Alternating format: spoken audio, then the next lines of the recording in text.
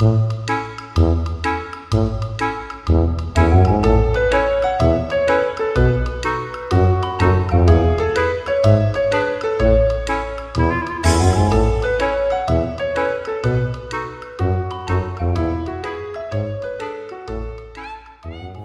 the workshop you need a pointy thing for making holes, for making marks and that sort of stuff. Now you could use your marking knife, stick it in, twist it round, but you might bend that or snap this off. You could use one side of your dividers, but it's not great if you need to get into corners. Now we all know the Bradle, the awl, the Duresta spike, but that all costs money and I'm cheap.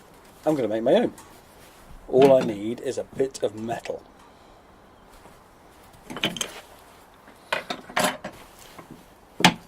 So I've got this particularly useless tool. This is an Imperial hex key, 5/16. Now, because I don't live here, here, or here, the likelihood of me ever needing this is very, very slim. Not impossible, but very slim. So let's turn this useless tool into something more useful.